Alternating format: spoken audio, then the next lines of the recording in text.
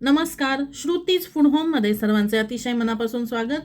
आज आपण धनुर्मास स्पेशल बाजरीचा भात बघणार आहोत. धनुर्मास किंवा धुंदुरमास याला शून्य मास असेही म्हणतात. सूर्य जेव्हा धनु राशीत असतो तो महिना म्हणजे धनुर्मास. हा महिना साधारण डिसेंबर जानेवारीमध्ये येतो. या काळात थंडी जास्त असल्याने पचनशक्तीही चांगली राहते. पौष्टिक अन्न आणि गरम अन्न खाणे यावर भर दिला जातो. बाजरी, तीळ आणि या ऋतूमध्ये मिळणाऱ्या भाज्या खाणे जास्त हितकारक मानले जाते. बाजरीच्या भातासाठी लागणारे साहित्य बघूयात. 3 वाट्या बाजरी घेतलेली आहे. आपली घरातील जी नॉर्मल रेग्युलर वाटी असते त्या वाटीने माप घेतलेली आहेत. ही बाजरी साधारण 3 वाट्या आहेत. ही बाजरी आपण कशी तयार केली हे आपण पुढे बघणारच आहोत. त्याचबरोबर अर्धी वाटी तांदूळ धुवून घेतलेले आहेत आणि अर्धी वाटी तूर डाळ ती सुद्धा धुवून घेतलेली आहेत. भिजवून ठेवण्याची आवश्यकता नाही, फक्त धुवून पाणी काढून घेतलेलं आहे. हे शेंगदाणे, कच्चे शेंगदाणे भिजत घातलेले होते. आपल्या आवडीनुसार शेंगदाण्याचं प्रमाण कमी जास्त करू शकतो. 4 टीस्पून सुक्या खोबऱ्याचा कीस घेतलेला आहे. हा सुक्या खोबऱ्याचा कीस भाजलेला आहे. 2 चमचे हिरवी मिरची पेस्ट करून घेतलेली आहे आणि 2 चमचे आलं लसणाची पेस्ट करून घेतलेली आहे. त्यासोबत थोडे लसणाचे तुकडेही करून घेतलेले आहेत. हे आपल्याला वरून करायच्या फोडणीसाठी लागणार आणि चवीनुसार मीठ. याशिवाय आपल्याला लागणार आहे तेल आणि फोडणीचं साहित्य. त्यामध्ये जिरे, मोहरी, लाल मिरची पावडर, गोडा मसाला, धणे जिरे मिक्स मसाला, धणे जिरे पावडर करून त्याचा एक मसाला तयार केलेला आहे. याऐवजी आपण कुठलाही घरगुती मसाला वापरू शकतो किंवा गरम मसाला वापरला तरीही चालेल. आता या साहित्यामध्ये आपण जी बाजरी बघितली, ही बाजरी कशी तयार करून घेतली याची ही कृती आहे. ही कृती भात करायच्या 1 दिवस आधी किंवा 2-3 दिवस आधी केली तरीही चालेल. इथे स्वच्छ निवडून घेतलेली बाजरी घेतलेली आहे. 2 वाट्या बाजरी घेतलेली आहे. साधारण 250 ग्रॅम बाजरी आहे. ही बाजरी धुवून घेतलेली आहे आणि 1 वाटीला 3 वाट्या पाणी या हिशोबाने 6 वाट्या पाणी घालून ही बाजरी भिजवून ठेवलेली आहे. ही बाजरी कमीत कमी 3 तास आपल्याला भिजवायची आहे. पाणी थंडच घेतलेलं आहे, गरम किंवा कोमट पाणी घेतलेलं नाही आहे. झाकण ठेवून आता ही बाजरी आपण भिजू देऊयात. 3 तासानंतर बाजरीतलं पाणी काढून घ्यायचं. एका चाळणीत निथळून घेऊन एका पांढऱ्या सुती कापडावर ही बाजरी आपल्याला पसरवून ठेवायची आहे. त्यावर अजून एक पातळ सुती कापड झाकण म्हणून ठेवायचं आहे.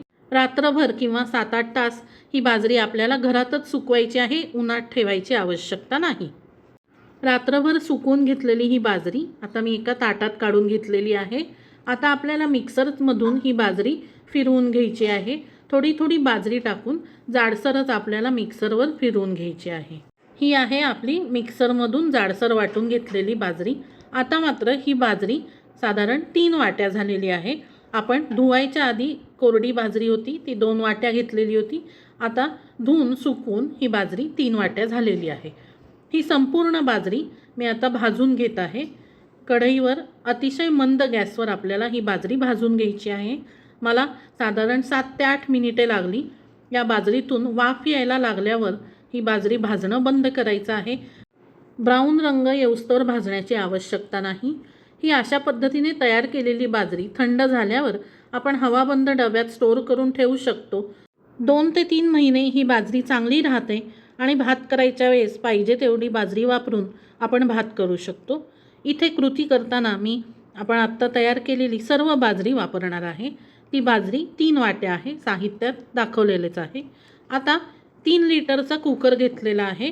यामध्ये तेल जरा जास्त घालायचं, साधारण 5 चमचे तेल घातलेलं आहे. अर्धा चमचा मोहरी घातलेली आहे, अर्धा चमचा जिरं घातलेलं आहे, हळद आणि हिंग घातलेलं आहे.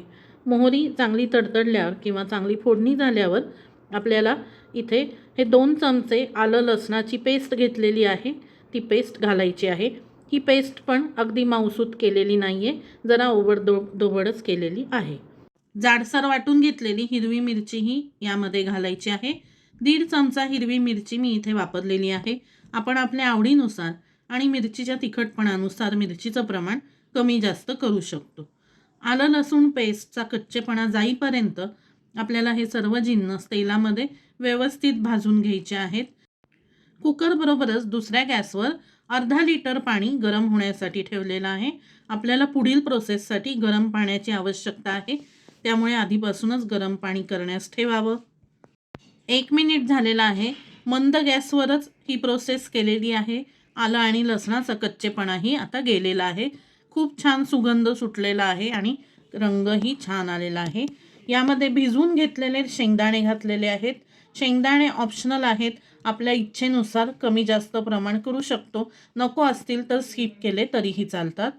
इथे बाजरीच्या भातात कांदा वापरलेला नाही आहे. पारंपरिक पद्धतीत कांदा, टोमॅटो याचा वापर केलेला नसतो. पण आपण आपल्या आवडीनुसार कांदा, टोमॅटो किंवा फक्त कांदा किंवा कांदा आणि बटाटा यांचा वापर केला तरीही चालेल. अर्धा मिनिटभर पुढील जिन्नस न घालता हे शेंगदाणे तेलामध्येच आपल्याला परतू द्यायचे आहेत. थोडेसे शॅलो फ्राय झाल्यासारखे होतात आणि आलं लसणाची चवही शेंगदाण्यांना लागली जाते. शेंगदाण्यांची चव जास्त छान लागते. 1.5 चमचा हा धणे जिऱ्याचा मसाला केलेला आहे. मसाले भातासाठीचा हा स्पेशल मसाला आहे. आपण बाजारातील मसाले भात मसालाही घेऊ शकता. 1 चमचा गोडा मसाला वापरलेला आहे आणि अर्धा चमचा लाल मिरची पावडर वापरलेली आहे. लाल तिखटाचं प्रमाणही आपल्या आवडीनुसार कमी जास्त करावं.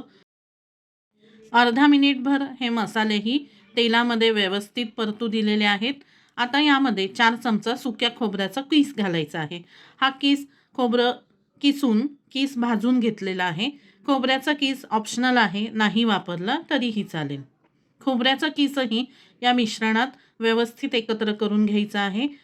आता तूर डाळ आणि तांदूळ जे आपण धुवून घेतलेले होते ते क्रमाक्रमाने घालायचे आहेत आणि हे दोन्ही जिन्नस घातल्यावर व्यवस्थित अर्धा मिनिट परतू द्यायचे आहेत.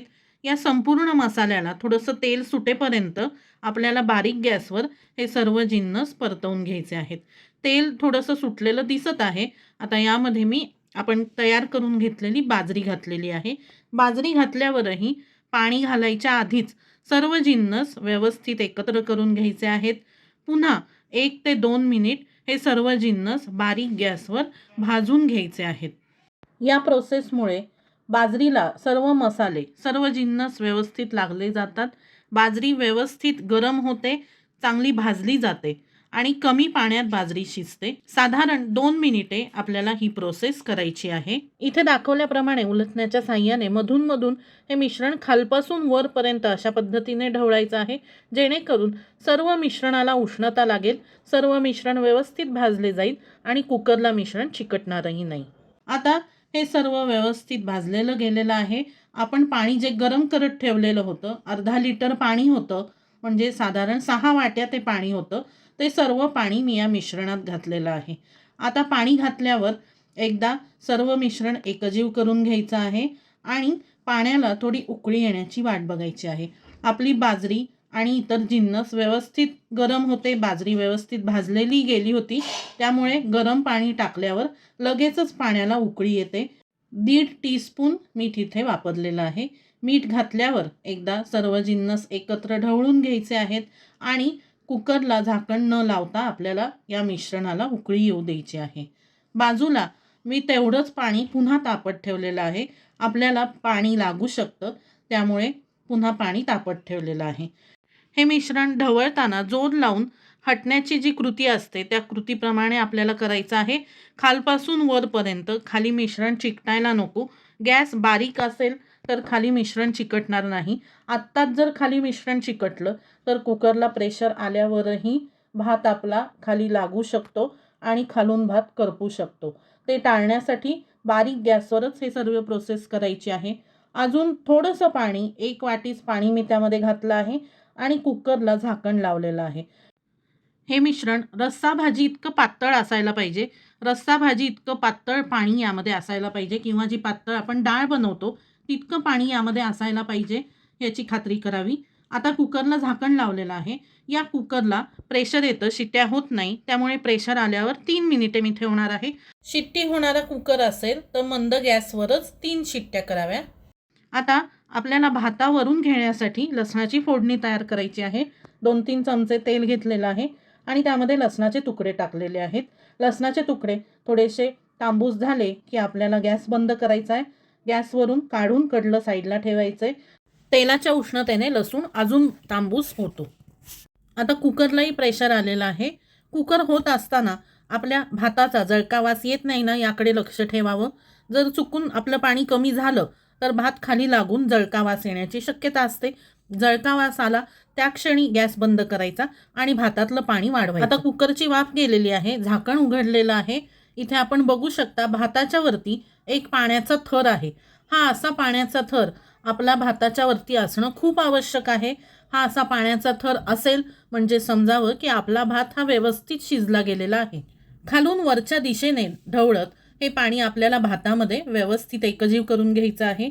जसं जसं आपला भात थंड होत जाईल तसं तसं हे पाणी भातामध्ये अजून मुरलं जातं आणि भाताची कन्सिस्टन्सी व्यवस्थित होते. आत्ता जरी भात आपला सैल वाटत असेल तरी सर्व करेपर्यंत बाजरी हे पाणी सर्व शोषून घेईल आणि भात आपला व्यवस्थित कन्सिस्टन्सीचा होईल. गरम असतानाच हा भात सर्व करायचा.